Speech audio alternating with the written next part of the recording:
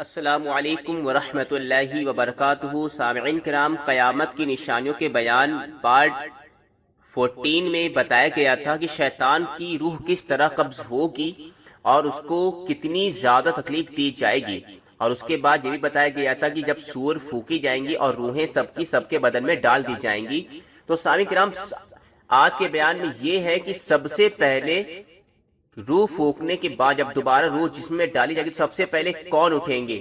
تو سامعین کرام، سب سے پہلے زمین میں سے ہمارے پیارے آقا حضرت محمد مصطفیٰ صلی اللہ تعالی علیہ وسلم اپنی قبر انور سے اٹھیں گے۔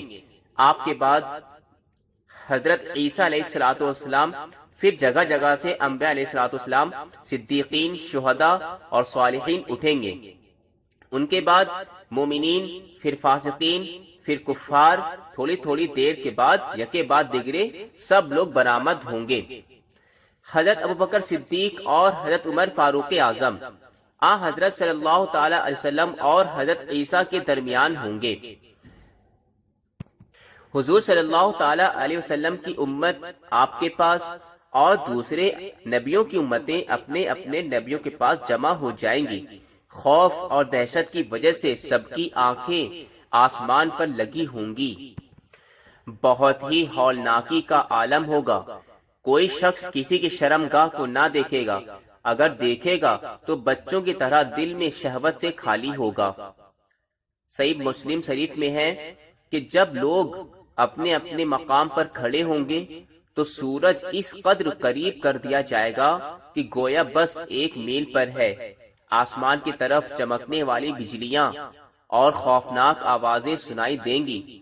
سورج کی گرمی کی وجہ سے تمام کے بدنوں سے پسینہ جاری ہو جائے گا۔ پیغمبروں اور نیک بخت مومنوں کے تو صرف تلوے تر ہوں گے۔ عام مومنین کے ٹخنے، پنڈلی، گھٹنے، زانوں، کمر، سینہ اور گردن تک اعمال کے مطابق پسینہ چڑھ جائے گا۔ کفار منہ اور کانوں سے پسینے میں غرق ہو جائیں گے اور اس سے ان کو سخت تکلیف ہوگی۔ بھوک پیاس کی وجہ سے لوگ لاچار مٹی کھانے لگیں گے اور پیاس بجھانے کی غرض سے حوض کوثر کی طرف جائیں گے۔ دوسرے نبیوں کو بھی حوض دیے جائیں گے، لیکن وہ اپنی لذت اور وسعت میں آپ صلی اللہ علیہ وسلم کے حوض کوثر سے کم ہوں گے۔ سورج کی گرمی کے علاوہ بھی کئی ہولناک منظر ہوں گے۔ 1000 سال تک لوگ انہی مصائب و مشکلات میں مبتلا ہوں گے، اور 7 گروہ وہ ہوں گے جن کو اللہ تبارک و تعالی اپنے سائے میں جگہ نصیب فرمائے گا۔ تمام روایات سے ثابت ہے کہ اللہ تعالی کے عرش کے سایہ حاصل کرنے والے لوگ 40 فرقوں پر مشتمل ہوں گے۔ سامعین کرام، سیاہ ستہ میں ہے کہ پھر مجبور ہو کر لوگ شفاعت کی غرض سے حضرت آدم علیہ السلام کے پاس جا کر عرض کریں گے کہ اے ابو البشر، آپ ہی وہ شخص ہیں جنہیں خدا تعالی نے اپنے دست قدرت سے پیدا کیا، فرشتوں سے سجدہ کرایا، جنت میں سکونت عطا فرمائی، اور آپ ہی وہ شخصیت ہیں جنہیں اللہ تعالی نے تمام چیزوں کے نام سکھائے۔ جب اللہ تعالی نے آپ کو اتنی سارے شان عطا فرمائی ہیں تو آپ ہماری سفارش کر دیجئے تاکہ باری تعالی ہمیں ان مصائب سے نجات نصیب فرمائے۔ تو سامعین کرام، آدم علیہ السلام فرمائیں گے کہ آج اللہ تعالی اس قدر غضبناک ہے کہ ایسا کبھی بھی نہ تھے اور نہ آئندہ ایسے غضبناک ہوں گے، چونکہ مجھ سے ایک زبردست لغزش ہوئی ہے۔ وہ یہ کہ اللہ نے فرمایا تھا وَلَا تَقْرَبَا هَٰذِهِ الشَّجَرَةَ فَتَكُونَ مِنَ الظَّالِمِينَ فَأَزَلَّهُمَا الشَّيْطَانُ عَنْهَا۔ باوجود روکنے کے میں نے گندم کا کھانا کھا لیا تھا تو میں اس کی پکڑ سے ڈرتا ہوں۔ سچی بات تو یہ ہے کہ مجھ میں شفاعت کی طاقت بھی نہیں ہے، تو میرا مشورہ یہ ہے کہ تم حضرت نوح علیہ السلام کے پاس جاؤ، اس لیے وہ پہلے پیغمبر ہیں جنہیں سارے انسانوں کے طوفان نوح میں غرق ہونے کے بعد سب سے پہلے انسانوں کی ہدایت کے لیے مبعوث فرمایا گیا۔ تو لوگ حضرت نوح علیہ السلام کے پاس آئیں گے اور ان سے عرض کریں گے، اے نوح علیہ السلام، آپ ہی وہ پیغمبر ہیں جنہیں سب سے پہلے خدا تعالی نے لوگوں کی ہدایت کے لیے بھیجا ہے، اور آپ کو اللہ تعالی نے قرآن کریم میں انہ کان عبدا شکورا کہہ کر فرمایا ہے، اپنا شکر گزار بندہ ہونے کا لقب آپ کو عنایت فرمایا ہے۔ ہماری حالت زار کو دیکھ کر ہماری شفاعت فرما دیجئے۔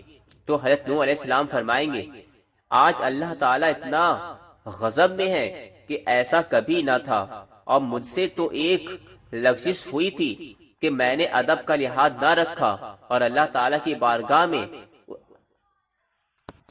نافرمان بیٹی کی سفارش کر دی کہ وہ غرق نہ ہو۔ میرا منہ نہیں ہے کہ سفارش کر سکوں۔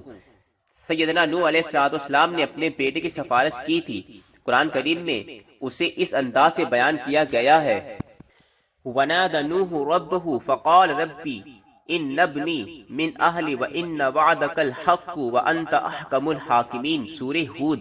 ترجمہ، اس مشکل گھڑی میں نوح علیہ السلام نے اپنے خدا کو پکارا کہ میرا بیٹا بھی تو میرے اہل میں سے ہے، اور تیرا وعدہ یہ جو میرے اہل کو طوفان سے بچانے کی نسبت ہے سچا ہے، اور اس فیصلے کا تو بہتر کر سکتا ہے،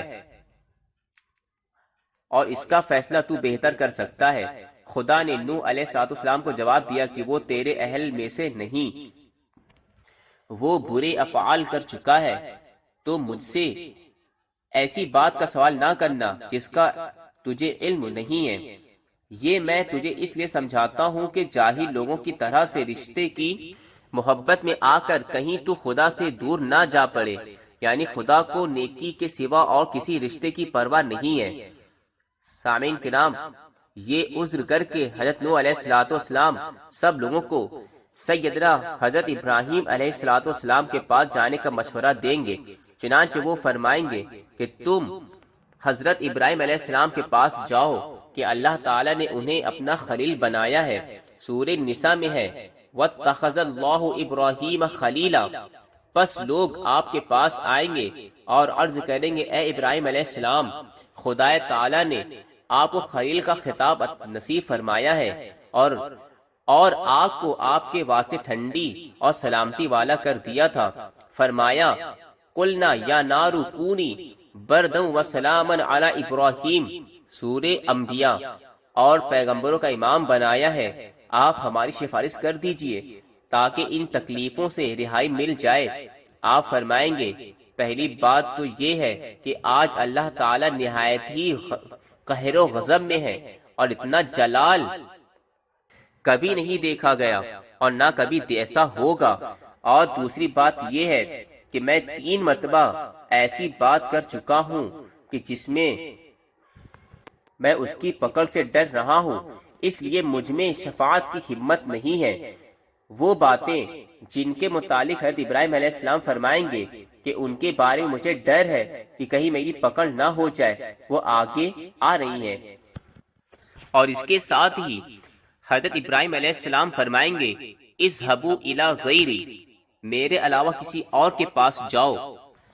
حضرت ابراہیم علیہ السلام کے کہنے پر سب لوگ حضرت سیدنا موسیٰ علیہ السلام کی خدمت میں حاضری دیں گے اور عرض کریں گے کہ اے موسیٰ علیہ السلام، آپ ہی وہ عظیم شخصیت ہیں جن سے اللہ نے بغیر واسطہ کے کلام فرمایا ہے، اور آپ کو اللہ نے اپنے دست مبارک سے تورات لکھ کر دی ہے، ہو سکے تو آج ہماری شفاعت کر دیجئے۔ حضرت موسیٰ علیہ السلام سب کو مخاطب ہو کر فرمائیں گے، آج اللہ تعالی بہت قہر و غضب میں ہیں، شاید کبھی بھی اتنے غضب میں نہ ہوئے ہوں۔ میرے ہاتھ سے ایک قطبی شخص قتل ہو چکا ہے، یعنی کہ فرعون کو جس کو حضرت موسیٰ علیہ السلام نے ایک گھونسا مارا تھا، جس کی وجہ سے اس کی جان چلی گئی تھی، اسی کے بارے فرماتے ہیں کہ مجھے ڈر ہے کہیں میرا اللہ مجھے اس کی پاداش میں نہ پکڑ لے۔ اور یہ واقعہ سامعین کرام 20ویں پارے میں آیت وَدَخَلَ الْمَدِينَةَ سے فَوَقَذَهُ مُوسَیٰ تک کی وارد ہے۔ اس کے بعد موسیٰ علیہ السلام بھی فرمائیں گے اذهبوا الی غیری، میرے علاوہ کسی اور کے پاس جاؤ، یعنی کہ تم لوگ حضرت عیسیٰ علیہ السلام کے پاس جاؤ۔ تو سامعین کرام، اس طرح تمام لوگ حضرت آدم علیہ السلام سے لے کر حضرت عیسیٰ علیہ السلام تک تمام انبیاء کرام کی بارگاہ میں جائیں گے اور اپنی شفاعت کے لیے درخواست کریں گے، اور ہر نبی، ہر انبیاء کرام یہی جواب دیں گے اذهبوا الی غیری، میرے علاوہ تم کسی اور کے پاس جاؤ۔ اس طرح ہولناکی کے عالم میں تمام لوگ بہت پریشان، خستہ حال ہوں گے، اپنے سفارشی ڈھونڈیں گے لیکن کوئی شفاعت کرنے والا نہیں ہوگا۔ اس وقت اگر کوئی ذات ہوگی شفاعت کرنے کے لیے، وہ ہمارے پیارے آقا کی ذات ہوگی۔ آپ ہی کی ذات فرمائیں گے، آپ ہی کی ذات وہ ذات ہے جو فرمائے گی انا لہا، میں اسی کام کے لیے ہوں۔ باقی تو سب انبیاء کرام فرمائیں گے اذهبوا الی غیری، میرے علاوہ کسی اور کے پاس جاؤ۔ تو سامعین کرام، یہ سارا بیان اسی ویڈیو میں کیا جائے گا انشاءاللہ تعالی۔ مزید جانکاری کے لیے ہماری ویڈیو کو ضرور دیکھتے رہیں، اور قیامت کا منظر، یہ ہولناک منظر، اس کو بہت اچھی طریقے سے بیان کیا گیا ہے، ضرور سنیں اور اپنے علم میں مزید اضافہ کریں۔ السلام علیکم ورحمۃ اللہ وبرکاتہ۔